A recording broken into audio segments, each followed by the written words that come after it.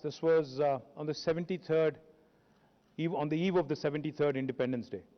He had called all of us, sought our opinions. He said, आगे 2 साल में भारत का 75वां 75th independence होने वाला है. So how do we create a new India model? How do we ensure that the people of India are given a new hope about what is likely to happen in the next 25 years, and what are your opinions?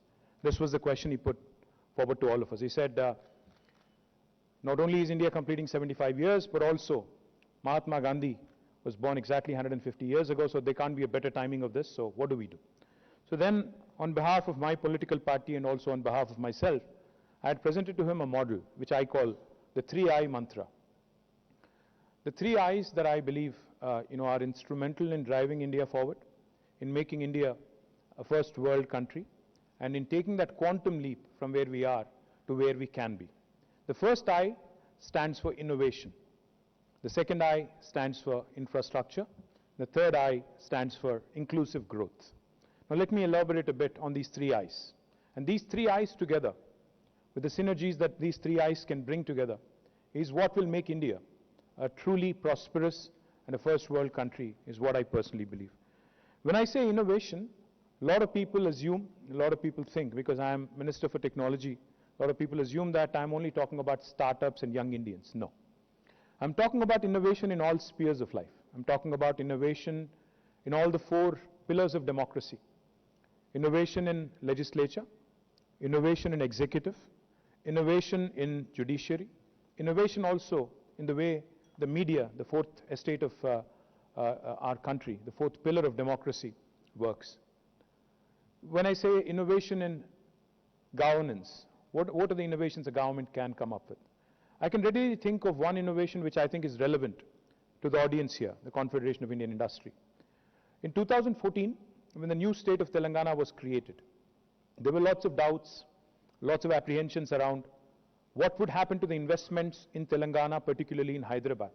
Because this state came into being after a long fraught struggle, decades old struggle, which eventually materialized and became a fructified agitation in 2014, June 2nd. We had decided as a government that Telangana will top the charts on the ease of doing business rankings. So in terms of the ask, in terms of the vision, the agenda was clear, that we have to be on top of the charts. So how do we do it? We went about looking at the best practices across the world, including Singapore, New Zealand, and a bunch of other nations which have excelled in attracting not only investments but also in creating a very, very fair and a very warm and congenial and a welcoming investment related policy.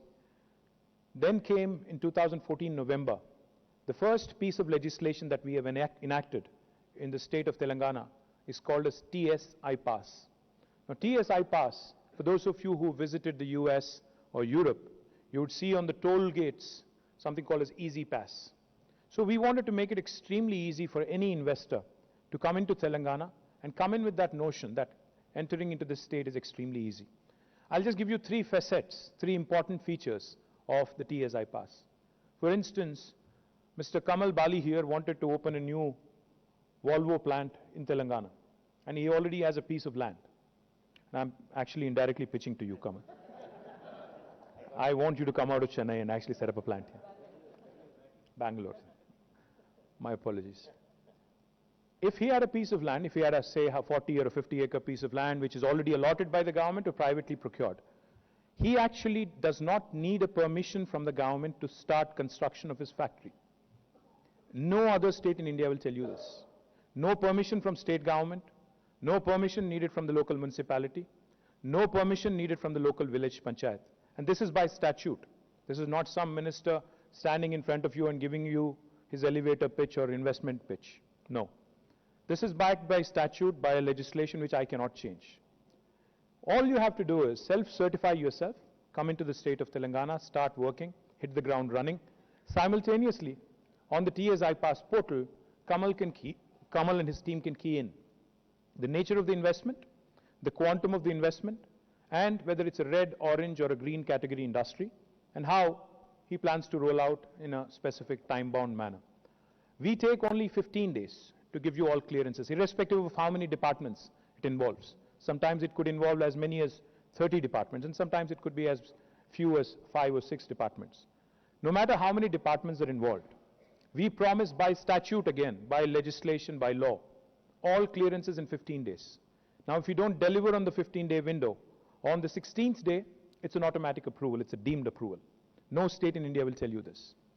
Also, another thing happens on the 16th day. Not only is it a deemed approval, I have the ability as the minister, as the head of my department, to penalize any bureaucrat who is actually held responsible for any delay beyond the 15-day window to a sum of rupees 1,000 per day. Again, no state in India will tell you this. Last thing I'll tell you, which this policy gives me, the TSI pass, is this policy gives me, empowers me as a minister.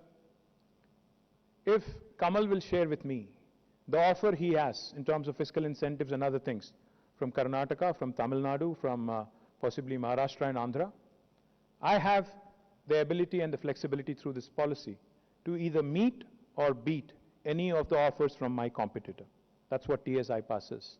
Now, in case you're wondering, this sounds too good to be true, does it actually work, or is this guy just BSing his way through?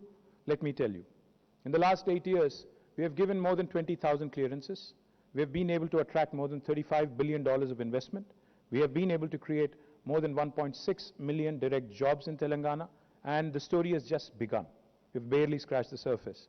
So when I was gloating and bragging and saying the same story, narrating the same story, to the chairman of KPMG in New York a couple of years ago, I told him, listen, no state in India will tell you this. You might want to promote this to your prospective investors looking at India.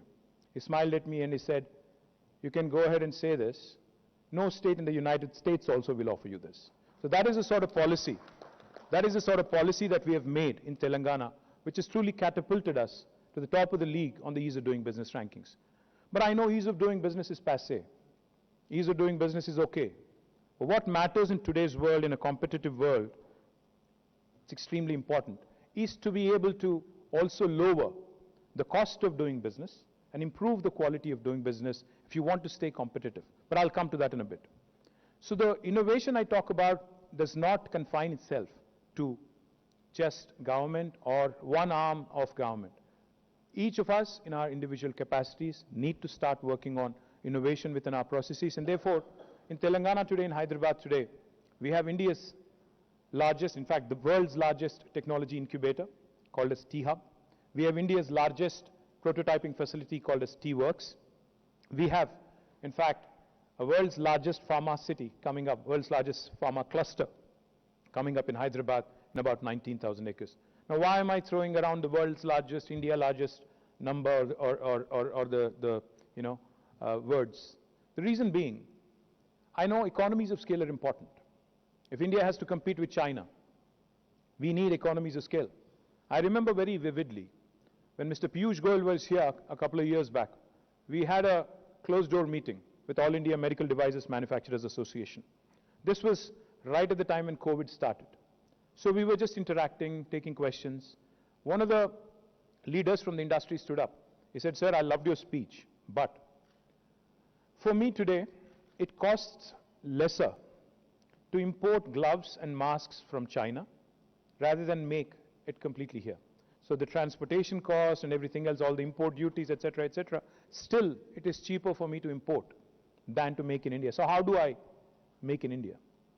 Of course, Piyush Goyal gave a very nice speech about nationalistic feelings and a bunch of other things.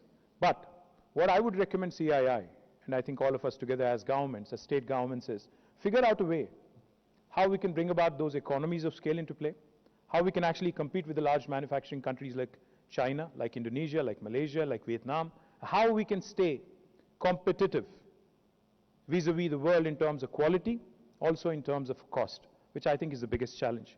What do I mean infrastructure? I mean the second I that I mentioned, infrastructure. We not only need good power infrastructure, we need industrial infrastructure, we need water, we need sewage treatment plants, we need effluent treatment plants, we need zero liquid discharge facilities, we need clean rooms, all the things that are required so that India doesn't again miss out We missed out on green revolution. We missed out on industrial revolution, the first one.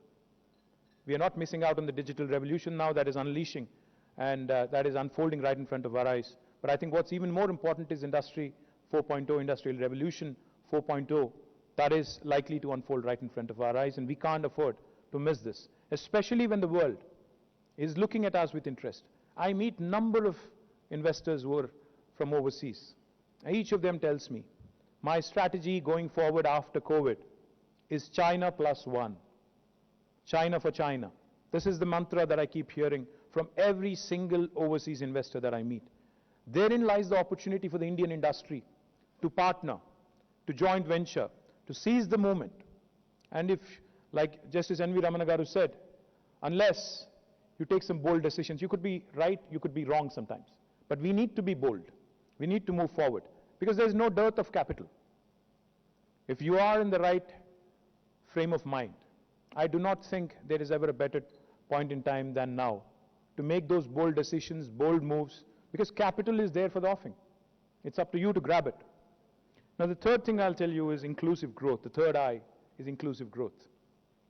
What do I mean by inclusive growth? Am I talking the rural-urban divide? Am I talking, I was just commenting to Suchitra that there are not enough women in the room. Of course, there are not enough women in legislature also. This is also predominantly a boys' club. The thing is, inclusive growth is about bringing bridging that divide, urban, rural, the social, across different social classes, across different economic stratus. Because each time I bring an investment into Telangana, it is extremely difficult for me to take an investor away from Hyderabad, the investment magnet called Hyderabad. When I tell them that India's largest textile park is in Warangal, why don't you invest there? They keep asking me, how do I get to Warangal quickly? How do I make sure that my management moves to Warangal? You know, is there a flight? Is there a chopper? How do I make them, I avoid that 1.5 or 2 hours of road journey? I understand the problem. I understand the challenge. But unless we figure out a way to bridge this rural-urban divide, unless we promote the tier 2 towns, unless we start looking at opportunities in the second tier towns, because there is no need for us to focus excessively and obsess on metros. We know what's happening with metros. As was just pointed out, let me say this a bit unabashedly because, it is my fiduciary responsibility to champion the cause of Telangana. As much as I am an Indian, I'm a minister from Telangana. So let me remind you, all those of you who are from Chennai, your city is a bit humid. Delhi, as you all know, has the pollution problem. Bangalore, as we all know, it's very, very difficult to move. It takes 3 hours from the airport to anywhere in Bangalore. So, what does that leave us with? Bombay is too expensive. Kolkata, I wouldn't think of. Ahmedabad has its own challenges. Let me not get into it. So that leaves us with, I think, one very prominent city which, where you're sitting right now, Hyderabad.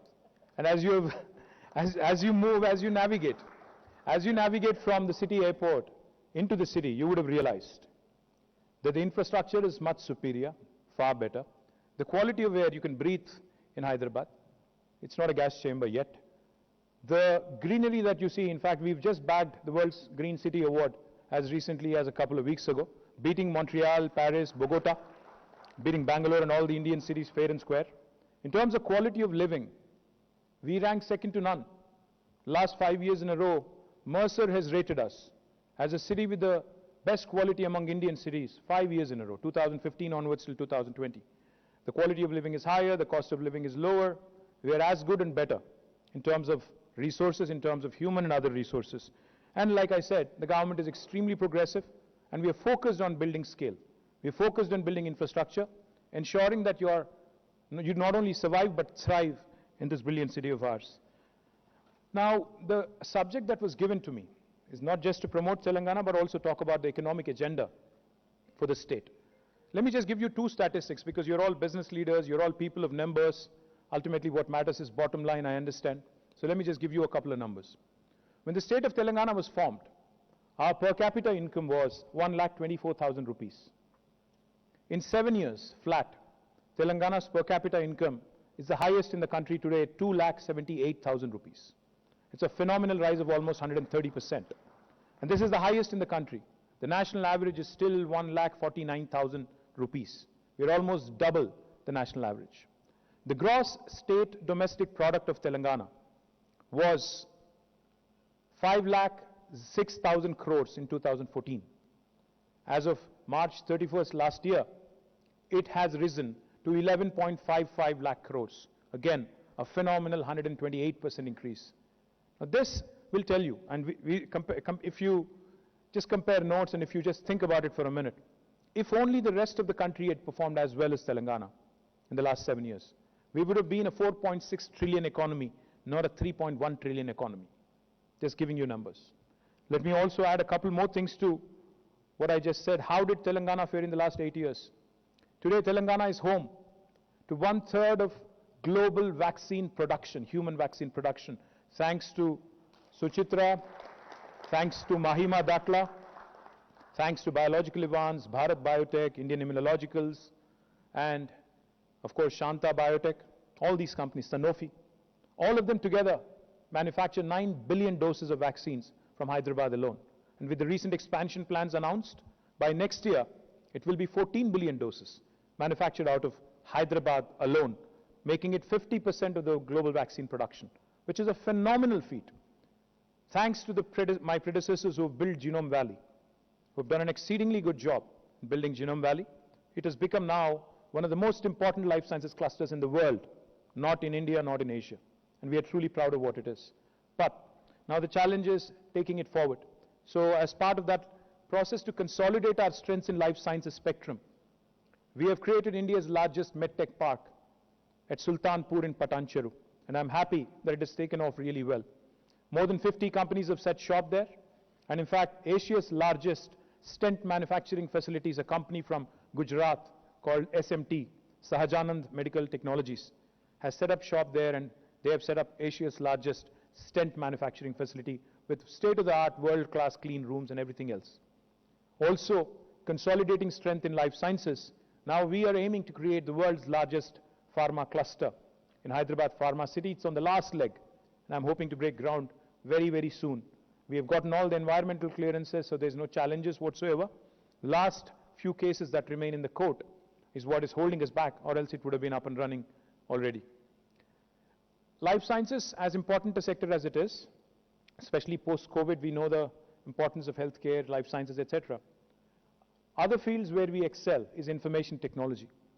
In fact, for those of you who are from Bangalore, I'm not sure where they are. I'm glad you made it on time. Bangalore is by far, way ahead of us in terms of overall numbers. But we are the Pepsi of the beverages market. We are number 2, we're second only to Bangalore. So we have more fire in the belly. The government in Bangalore has lost the fire in the belly, they gave up. Bangalore grows because industry there is in an inertia mode. You know, you are happy there, so you just want to grow right next door. Otherwise, there's no real reason for you to be there, honestly speaking. But let me tell you how we are different. In Hyderabad, the government is driving innovation. In Hyderabad, the government is actually playing the role of an enabler. We are continuously working on infrastructure. My predecessors have done it, and I'm continuing that good work forward.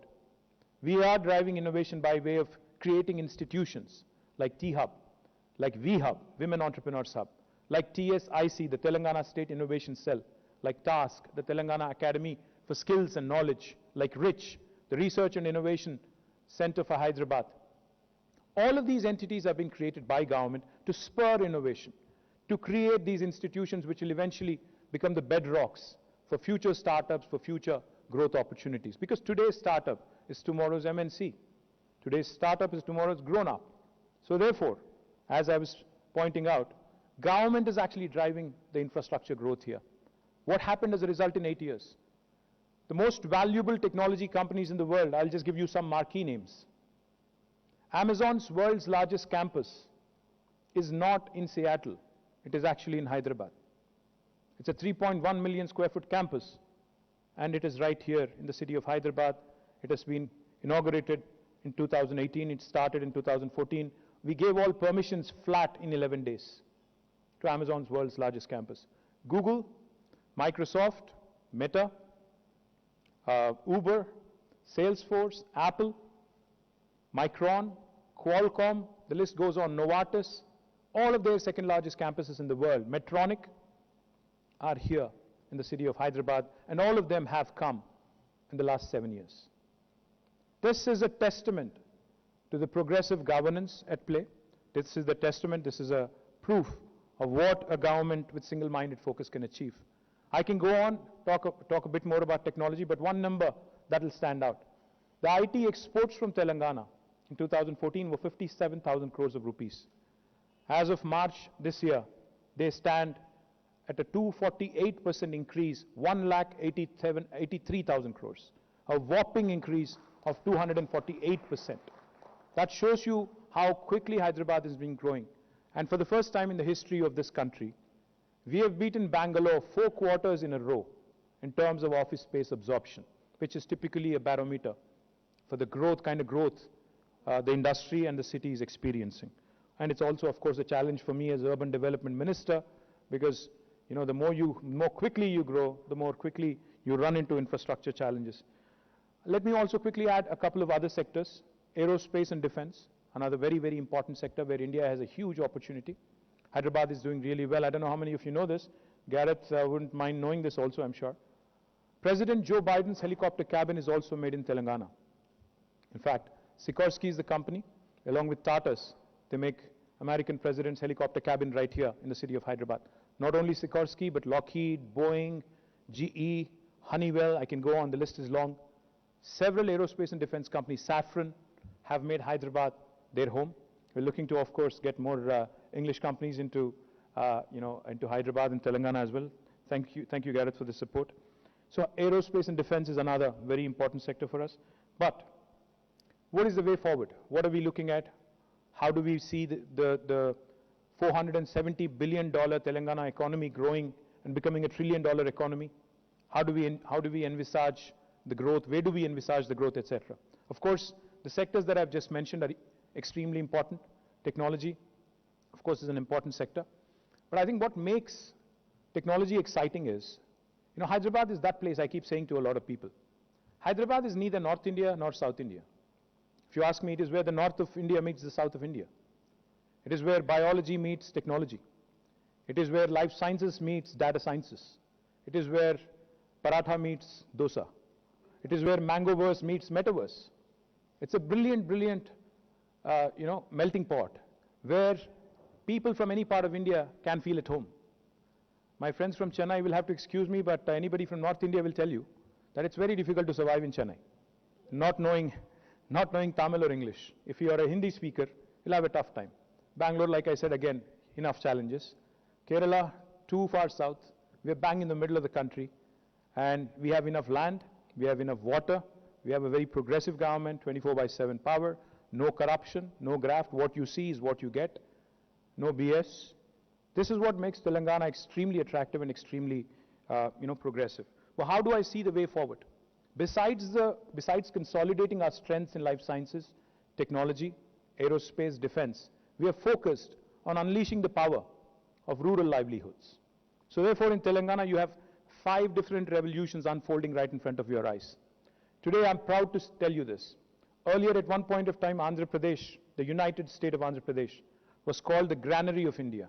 But today, Telangana is second only to Punjab in paddy production, and our paddy production has grown manifold from 68 metric lakh tons in 2014 to 3 crore 50 lakh tons in 2021. Our paddy production is now so much, Government of India's Food Corporation of India is saying it can't procure any more from us. So that's what we've done. We've hit the ceiling of sorts. So the green revolution is unfolding in Telangana. It is shaping up rather well because of our Honorable Chief Minister's focus on completing, expeditious completion of irrigation projects. Talking about irrigation projects, let me ask all of you for a minute. I know you're all addicted to your mobile phones and social media. If you can kindly pull out, some of you at least, your mobile phone, and please pull out Google for a minute, if you can. Just pull out Google. Please don't check your emails and WhatsApp messages. The question is, where is the world's largest lift irrigation project? You have to Google. I don't want Anil Epur telling me what the answer is. I want Google telling me what the answer is. Yeah. Yes, ma'am. It is Kaleshwaram lift irrigation in Telangana. We lift water from 82 meters above sea level, bring it all the way to 618 meters above sea level. It's an engineering marvel which has been accomplished by the government of Telangana in a short span of 4 years. You see, we talk about three gorges and a bunch of other things. We don't talk about our own engineering feats. We don't talk about, we have bragging rights, but unfortunately, we don't brag much. We are southern Indians, so we typically are nice, docile people, so. I wish I was born in Gujarat. I would have said a lot of things. How do I see everything else panning out? The blue revolution, aquaculture. Today, Telangana is the #1 state on inland fisheries in India. In fact, there was a time when people were surprised when I told them I was in Minnesota. The governor told me that I'm a land of 10,000 lakes. I smiled. I told him we are a land of 46,000 tanks. He was zapped. The 46,000 lakes and tanks in Telangana were not nurtured properly. But now with government of Telangana's focus, Mission Kakatiya, our aquaculture, our fisheries production is more than quintupled. Today we are the #1 state in inland fisheries. Now in fact, as recently as a couple of months ago, we've had an American company called Fishin, which came in and they're setting up a large aqua hub in about 350 acres near the Mid-Maner Reservoir in my district, Sirsila, which will be India's largest aqua hub. So that is Telangana for you unfolding blue revolution. I also three more revolutions unfolding. A white revolution, dairy industry, rural livelihoods again, prospering. Again, another very important revolution is pink revolution, the meat processing industry in Telangana. In fact, our livestock has doubled over 5 years. Our sheep production has doubled over 5 years. So the meat industry is also doing rather well. We can export meat to the Middle East, to the Southeast Asia. We can export fish to as far as the continent of United States. And the last revolution, which I'm very upbeat about, is palm oil production, yellow revolution, oil palm production, which again Telangana government aims to do something truly magnificent, 20 lakh acres of palm oil cultivation in the next 5 years. A very ambitious goal, very audacious, but at the same time I think which will free our country from dependence on imports in terms of edible oils as well. So from manufacturing to services to knowledge economy, Telangana is covering all bases. My humble request to all of you, the south of India, with 19% of population, contributes to 35% of India's GDP. We have enough firepower from the south. Tamil Nadu, Karnataka, as much as I compete with Tamil Nadu and Karnataka, let me tell you, I also grudge their success once in a while. I'm in admiration. Because, I love the way they actually go about attracting businesses in Bangalore, in Chennai. So my humble appeal to all of you is, there are certain strengths that Tamil Nadu has, which I don't. I don't have a coastline. I'm a landlocked state. But there are certain strengths that I have, which they don't. So therefore, I think it's important for you as business leaders, as you think of diversification, please start looking at progressive states like Telangana and invest. Like I said, I'm not merely a southern state. We're also central to India in terms of logistics. Our centricity also matters. We cover all bases. You can cover all bases from one single location. You can make this your hub. You can have multiple spokes elsewhere. But I request Kamal Bali to announce that he is investing in his next plant right here. Thank you very much. Jai Telangana.